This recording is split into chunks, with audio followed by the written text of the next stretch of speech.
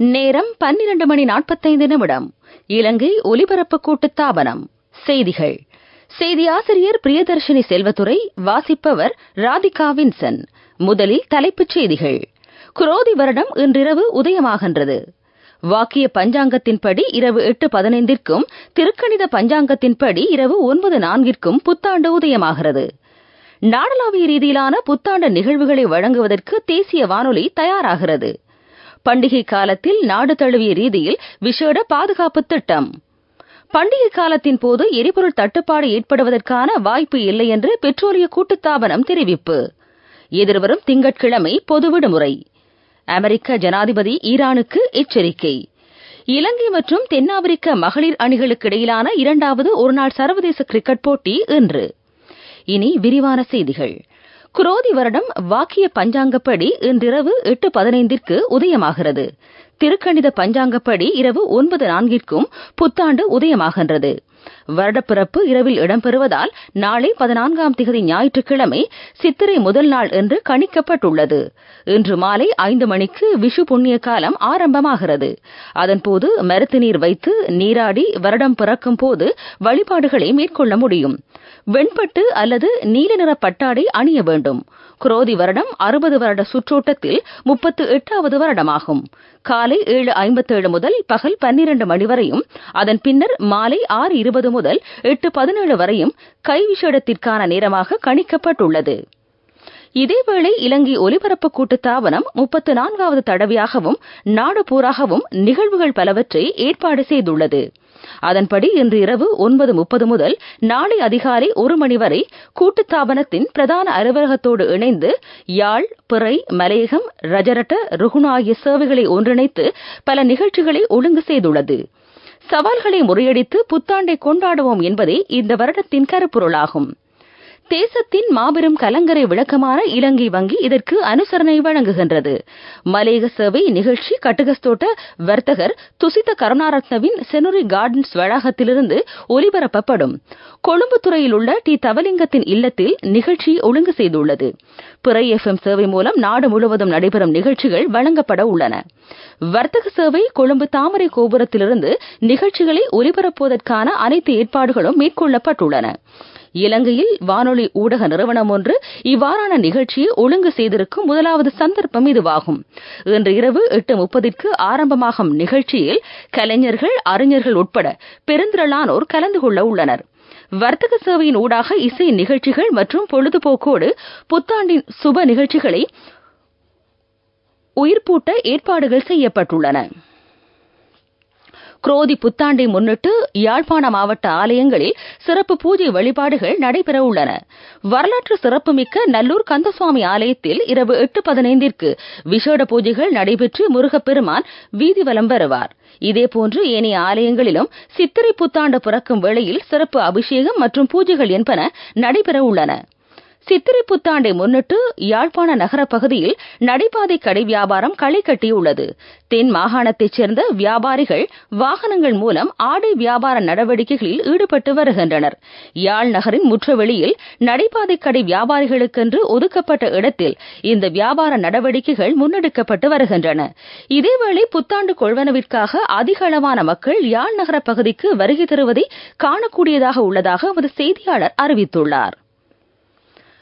கடந்த கால பின்னடைவுகளிலிருந்து இலங்கை தேசத்தை நம்பிக்கையின் கரம் பிடித்து நல்வழி நடத்திச் செல்லும் ஆண்டாக பிறக்கும் குரோதி வருடம் அமைய வேண்டும் என்று அமைச்சர் டக்ளஸ் தேவானந்தா விடுத்திருக்கும் தமிழ் சிங்கள புதுவருட வாழ்த்துச் செய்தியில் தெரிவித்துள்ளார். சுய பொருளாதார மேம்பாடு, சமத்துவ, சகவாழ்வு, தடையற்ற வழிபாடு என்பவற்றிற்கும் புத்தாண்டு வழி ஏற்படுத்த வேண்டும் என்று அவர் அந்த வாழ்த்துச் செய்தியில் குறிப்பிட்டுள்ளார்.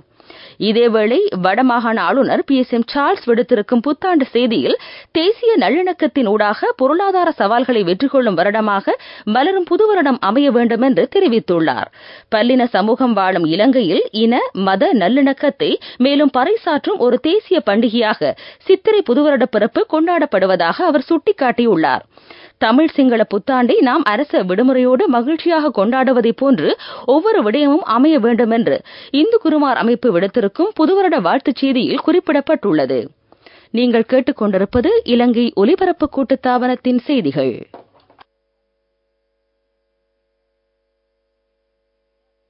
செய்திகள் தொடர்கின்றன.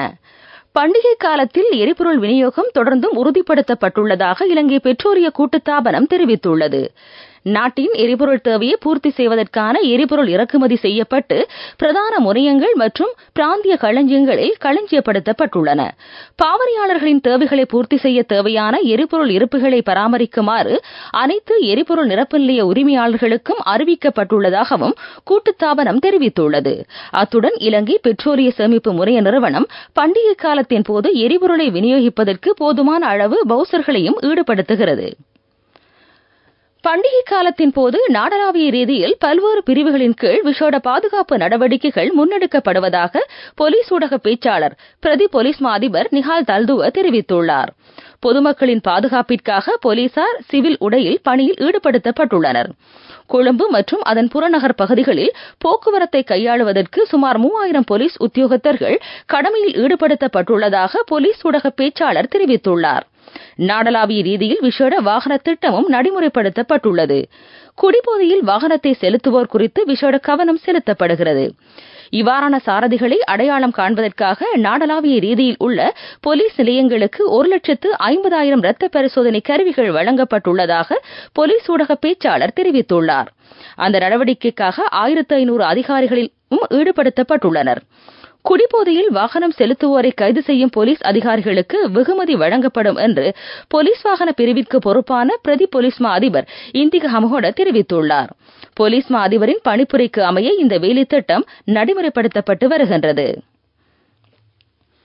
வரலாற்று சிறப்புமிக்க ருகுணமகா தேவாலயத்தின் புத்தாண்டு விழா நாளை இரவு சுப வேளையில் இடம்பெற உள்ளதாக ஆலயத்தின் பஸ்நாயக்க நிலைமை திஷான் குணசேகர தெரிவித்துள்ளார்.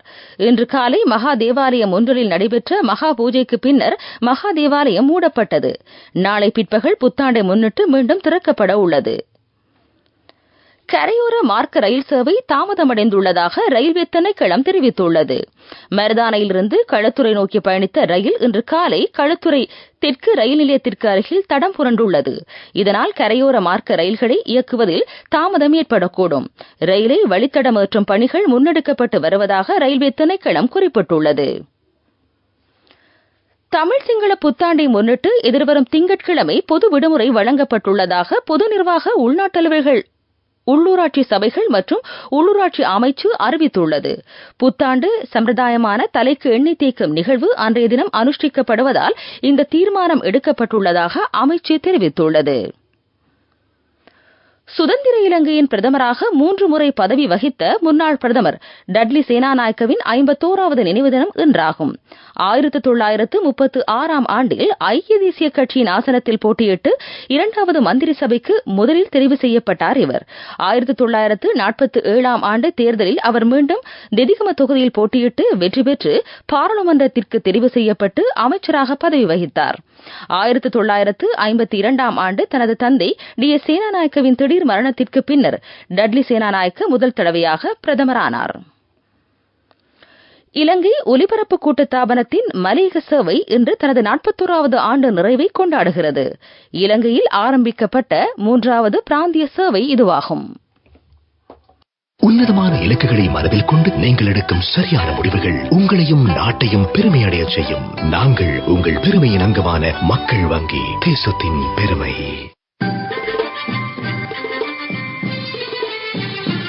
பிரதான செய்தி வழங்குவோர் ஒவ்வொரு வீட்டிலும் இருக்க வேண்டிய வீட்டு வைத்தியர் சித்தாலேப. அதிவேக நெடுஞ்சாலையில் பிரவேசிக்கும் முன்னர் வாகனத்தின் நிலைமையை உறுதிப்படுத்திக் கொண்டு நெடுஞ்சாலையில் வாகனத்தை செலுத்துமாறு அதிவேக நெடுஞ்சாலை நடவடிக்கை மற்றும் பராமரிப்பு பிரிவின் பணிப்பாளர் RID கஹட்டபிட்டிய சாரதிகளை கேட்டுள்ளார். புத்தாண்டு சுபநேரத்தின் பின்னர் நாளை அதிக அளவான மக்கள் கிராமத்திற்கு செல்வதால் அதிவேக நெடுஞ்சாலையின் வெளியேறும் வாயில்களில் அதிக அளவான போக்குவரத்து நெரிசல் ஏற்படக்கூடும். அவ்வாறான நெரிசலை கட்டுப்படுத்துவதற்கு தேவையான நடவடிக்கை எடுக்கப்பட்டுள்ளதாக அவர் தெரிவித்தார். தேவைப்பட்டால் வெளியேறும் வாயில்களின் எண்ணிக்கையும் அதிகரிக்கப்படும்.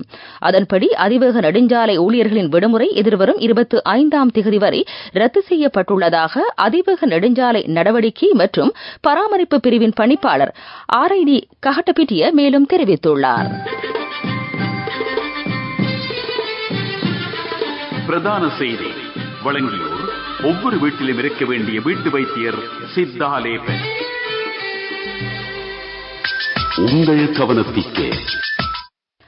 சித்திரை புத்தாண்டை முன்னிட்டு தமது சொந்த இடங்களுக்கு செல்ல உள்ள பயணிகளின் நன்மை கருதி விசேட ரயில், பஸ் போக்குவரத்து சேவைகள் இடம்பெறுகின்றன. சுமார் 13 லட்சம் பயணிகள் தமது சொந்த இடங்களுக்கு செல்லும் நிலையில் மேலதிக ரயில் சேவைகள் இடம்பெறுவதாக ரயில்வே திணைக்களம் தெரிவித்தது. இதேவேளை மேலதிகமாக 700 பஸ்கள் சேவையில் ஈடுபடுத்தப்படுவதாக தேசிய போக்குவரத்து ஆணைக்குழுவின் பதில் பணிப்பாளர் நாயகம் நவோமி ஜெயவர்தன தெரிவித்துள்ளார். இந்நிலையில் பயணிகளின் பாதுகாப்பு கருதி விசேட பாதுகாப்பு வேலைத்திட்டம் மேற்கொள்ளப்படுவதாக போலீசார் தெரிவித்துள்ளனர். உலகச் செய்திகள். இஸ்ரேல் மீது தாக்குதல் மேற்கொள்வது குறித்து அமெரிக்க ஜனாதிபதி ஜோ பைடன் ஈரானுக்கு எச்சரிக்கை விடுத்துள்ளார். இஸ்ரேலின் பாதுகாப்பிற்கு தமது நாடு உறுதி பூண்டுள்ளதாக தெரிவித்துள்ள அமெரிக்க ஜனாதிபதி இஸ்ரேலின் பாதுகாப்பிற்கு தேவையான அனைத்து ஒத்துழைப்பையும் வழங்குவதாக உறுதியளித்துள்ளார். இஸ்ரேல் மீதான ஈரானின் தாக்குதல் அபாயம் நாளுக்கு நாள் அதிகரித்து வருகிறது. ஆனால் இந்த தாக்குதலையும் எதிர்கொள்ள தம்மால் முடியும் என்று இஸ்ரேல் தெரிவித்துள்ளது. பிரான்சின் தலைநகர் பாரிஸில் தீயினால் அழிவடைந்த நாட்ரடம் தேவாலயத்தின் புனரமைப்பு பணிகள் தற்போது நிறைவடைந்துள்ளன. கடந்த 2019ஆம் ஆண்டு ஏப்ரல் மாதம் 15ஆம் திகதி இந்த தீ விபத்து நிகழ்ந்தது. பிரான்ஸ் ஜனாதிபதி இமானுவேல் மேக்ரோன் முன்னர் இருந்ததைப் போன்றே தேவாலயத்தை மீண்டும் அமைப்பதற்கு உறுதியளித்திருந்தார்.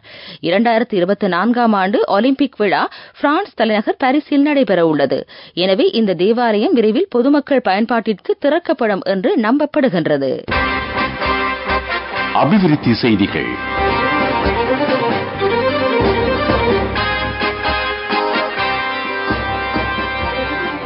யாழ்ப்பாணம் செம்மணி பகுதியில் சர்வதேச தரத்திலான கிரிக்கெட் மற்றும் உதைப்பந்தாட்ட மைதானங்களை அமைப்பது குறித்து ஆராய்வதற்கென்று கடற்றொழில் அமைச்சர் டக்ளஸ் தேவானந்தா துறைசார் அதிகாரிகளோடு குறித்த பகுதிக்கு கள விஜயம் மேற்கொண்டார்.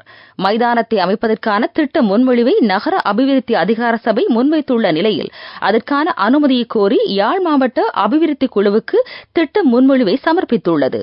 இந்நிலையில் கள விஜயம் மேற்கொண்ட அமைச்சர் நிலைமைகளை அவதானித்ததோடு விவசாயம் மற்றும் நீர் வழிந்தோடும் பொறிமுறையை உள்ளடக்கியதான தீர்வுகள் தொடர்பில் ஆராய்ந்து திட்ட வரைவை வழங்குமாறு துறைசார் அதிகாரிகளுக்கு அறிவுறுத்தியுள்ளார். விளையாட்டுச் செய்திகள். சுற்றுலா இலங்கை மகளிர் அணிக்கும் தென்னாப்பிரிக்க மகளிர் அணிக்கும் இடையிலான 2வது ஒருநாள் சர்வதேச கிரிக்கெட் போட்டி கிம்பலியில் இன்று நடைபெறவுள்ளது. போட்டி இலங்கை நேரப்படி மாலை 5:30க்கு ஆரம்பமாகும். இரு நாடுகளுக்கும் இடையிலான முதலாவது ஒருநாள் போட்டி வெற்றி தோல்வியின்றி நிறைவடைந்தது. இதேவேளை 2024 லங்கா பிரீமியர் லீக் கிரிக்கெட் தொடரில் வெளிநாட்டு வீரர்களை பதிவு செய்யும் நடவடிக்கை எதிர்வரும் 26ஆம் திகதி நண்பகல் 12 மணி வரை நடைபெறும். 2 பிரிவுகளின் கீழ் பதிவுகள் இடம்பெற உள்ளன. இந்த போட்டித் தொடர் எதிர்வரும் ஜூலை மாதம் 1ஆம் திகதி ஆரம்பமாகும். இந்தியன் பிரீமியர் லீக் கிரிக்கெட் போட்டியில் ராஜஸ்தான் ராயல்ஸ் அணி முன்னிலையில் உள்ளது. இந்த அணி இதுவரை பங்கேற்ற 5 போட்டிகளில் 4 போட்டிகளில் வெற்றி பெற்றுள்ளது. புள்ளி பட்டியலில் கொல்கத்தா நைட் ரைடர்ஸ் அணியும் சென்னை சூப்பர் கிங்ஸ் அணியும் முறையே 2ஆம் 3ஆம் இடங்களில் உள்ளன. துடிப்பான யூத்திற்கு லைஃபில் சேஞ்சுக்கு சரியாக செட் ஆகும். கண்கள் மூடி கண்ட கனவுகள் நிறைவேற யூத்திற்கு செட் ஆகும் ஃப்ரெண்ட்ஷிப் இதுதானே. NSBI இத்துரு அக்கவுண்ட் ட்ரீம் நிறைவேற சரியான பிளான். வர்த்தக செய்தி அனுசரணை. தேசிய சேமிப்பு வங்கி உங்கள் பணத்திற்கு பாதுகாப்பான இடம். யாழ் மாவட்ட பனை தென்னிவள அபிவிருத்தி கூட்டுறவு சங்கங்களினால் உற்பத்தி செய்யப்படும் பனை வெல்லங்களுக்கு அதிக கிராக்கி ஏற்பட்டுள்ளது. பண்டத்தரிப்பு, தெல்லிப்பழை, அச்சுவேலி, கரவெட்டி, ஊர்காவற்றுறை, கோண்டாவில், சாவகச்சேரி ஆகிய பனை தென்னிவள அபிவிருத்தி கூட்டுறவு சங்கங்கள் பனை வெல்ல உற்பத்தியில் ஈடுபட்டு வருகின்றன. குறித்த பனை வெல்லத்திற்கு உள்நாட்டு சந்தைகளில் கிராக்கி ஏற்பட்டுள்ளதுடன் வெளிநாடுகளுக்கும் ஏற்றுமதி செய்யப்படுவதாக யாழ் மாவட்ட பனை தென்னிவள அபிவிருத்தி கூட்டுறவு சங்கங்கள் தெரிவித்துள்ளன. வர்த்தக செய்தி அனுசரணை. தேசிய சேமிப்பு வங்கி உங்கள் பணத்திற்கு பாதுகாப்பான இடம். துடிப்பான யூத்திற்கு லைஃபில் சேஞ்சுக்கு சரியாக செட் ஆகும். கண்கள் மூடி கண்ட கனவுகள் நிறைவேற யூத்திற்கு செட் ஆகும் ஃப்ரெண்ட்ஷிப் இதுதானே. NSBI இத்துரு அக்கவுண்ட் ட்ரீம் நிறைவேற சரியான பிளான். பொருளாதார செய்திகள். வளவு மகாவலி அபிவிருத்தி வலயத்தில் இவரிடம் நிலக்கடலை செய்கை விரிவுபடுத்தப்பட உள்ளது. ஜம்போ பீனட் எனப்படும் கலப்பின நிலக்கடலை ரகம் அதிகமாக பயிரிடப்பட்டுள்ளது. 1 ஹெக்டேர் செய்கையில் 4000 கிலோ விளைச்சலை பெறலாம் என்று விவசாய அதிகாரிகள் தெரிவித்துள்ளனர். தொடர்வது காலநிலை அறிக்கை. நாட்டின் வடக்கு கிழக்கு மாகாணங்களில் அடிக்கடி ஓரளவு மழை பெய்யும் என்று எதிர்பார்ப்பதாக வளிமண்டலவியல் திணைக்களம் அறிவித்துள்ளது. வடமத்திய மத்திய ஊவா மாகாணங்களிலும் ஏனைய பிரதேசங்களில் பல இடங்களிலும் பிற்பகல் 2 மணிக்கு பின்னர் மழையோ இடியுடன் கூடிய மழையோ பெய்யக்கூடும். மேல் சப்ரகமோ மாகாணங்களிலும் காலி மாத்தறை மாவட்டங்களிலும் சில இடங்களில் 75 மில்லிமீட்டர் அளவிலான மழை வீழ்ச்சி எதிர்பார்க்கப்படுகிறது. இடியுடன் கூடிய மழையின் போது அப்பிரதேசங்களில் தற்காலிகமாக பலத்த காற்றும் வீசக்கூடும். இதேவேளை குமிழமுனை, முறிகண்டி, கேரிதமடு, தண்ணீரூற்று ஆகிய பிரதேசங்களில் இன்று நண்பகல் 12:10 அளவில் சூரியன் உச்சம் கொடுத்ததாக வளிமண்டலவியல் திணைக்களம் வெளியிட்டுள்ள அறிக்கையில் குறிப்பிடப்பட்டுள்ளது. காலநிலை அறிக்கை கேட்டீர்கள். செய்திகளின் நிறைவாக மீண்டும் தலைப்புச் செய்திகள். குரோதி வருடம் இன்றிரவு உதயமாகின்றது. வாக்கிய பஞ்சாங்கத்தின்படி இரவு 8:15ற்கும் திருக்கணித பஞ்சாங்கத்தின்படி இரவு 9:04ற்கும் புத்தாண்டு உதயமாகிறது. நாடளாவிய ரீதியிலான புத்தாண்டு நிகழ்வுகளை வழங்குவதற்கு தேசிய வானொலி தயாராகிறது. பண்டிகை காலத்தில் நாடு தழுவிய ரீதியில் விசேட பாதுகாப்பு திட்டம். பண்டிகை காலத்தின் போது எரிபொருள் தட்டுப்பாடு ஏற்படுவதற்கான வாய்ப்பு இல்லை என்று பெட்ரோலிய கூட்டுத்தாபனம் தெரிவிப்பு. எதிர்வரும் திங்கட்கிழமை பொது விடுமுறை. அமெரிக்க ஜனாதிபதி ஈரானுக்கு எச்சரிக்கை. இலங்கை மற்றும் தென்னாப்பிரிக்க மகளிர் அணிகளுக்கு இடையிலான 2வது ஒருநாள் சர்வதேச கிரிக்கெட் போட்டி இன்று. இத்துடன் எமது மதிய நேர பிரதான செய்திகள் நிறைவடைந்தன. எமது அடுத்த பிரதான செய்தி அறிக்கை மாலை 6 மணிக்கு ஒலிபரப்பாகும்.